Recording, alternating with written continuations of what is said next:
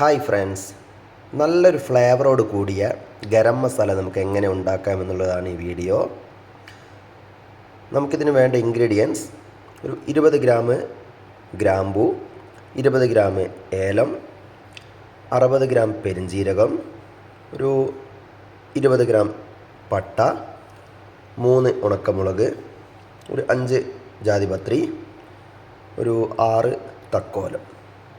ഈ ഐറ്റംസാണ് നമുക്കിതിന് വേണ്ടത്. ഇനി ഇതെല്ലാം നമുക്കൊരു പാനിലോട്ടിട്ട് എണ്ണയൊന്നും ഒഴിക്കാതെ ഒന്ന് ഡ്രൈ റോസ്റ്റ് ചെയ്തെടുക്കാം.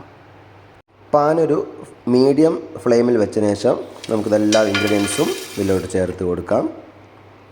അതിനുശേഷം ഒരു 5 മിനിറ്റ് കൈയെടുക്കാതെ ഇളക്കി കൊടുക്കാം. ഡ്രൈ റോസ്റ്റ് ചെയ്ത് പൊടിച്ചെടുക്കുകയാണെങ്കിൽ ഒരുപാട് കാലം നമുക്ക് കേടുകൂടാതെ സൂക്ഷിക്കാൻ പറ്റും. കറക്റ്റ് ഒരു 4 മിനിറ്റ് ആകുമ്പോൾ നമുക്ക് സ്റ്റൗ ഓഫ് ചെയ്ത് കൊടുക്കാം. പാനിൻ്റെ ചൂട് കൊണ്ട് തന്നെ ഇതെല്ലാം 5-ാമത്തെ മിനിറ്റിൽ ഫ്രൈ ആയി വരുന്നതാണ്. ഒരുപാട് നേരം വറുത്തെടുത്ത് കഴിഞ്ഞാൽ ഇത് കരിഞ്ഞു പോകാൻ സാധ്യതയുണ്ട്. ഒരു 5-6 മിനിറ്റിന് ശേഷം ഞാനിതെല്ലാം കൂടെ മറ്റൊരു പാത്രത്തിൻ്റെ അടപ്പിലോട്ട് മാറ്റി കൊടുക്കുന്നുണ്ട്. ഇത് തണുത്തതിന് ശേഷം നമുക്ക് നല്ലപോലെ പൊടിച്ചെടുക്കാം. ഏതൊരു കറിക്കും നമുക്കിത് യൂസ് ചെയ്യാൻ പറ്റും. നല്ലൊരു ഫ്ലേവർ നൽകുന്നൊരു മസാലക്കൂട്ട് തന്നെയാണ് ഗരം മസാല.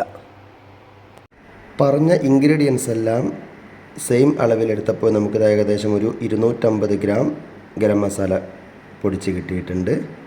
ഇതുപോലെ നല്ലൊരു എയർ ടൈറ്റ് ആയിട്ടുള്ള ഒരു ഗ്ലാസ് ജാറിലോട്ട് മാറ്റിയാൽ നമുക്കൊരു 2-3 മാസത്തേക്ക് ഉപയോഗിക്കാനുണ്ടാവും. Thanks for watching.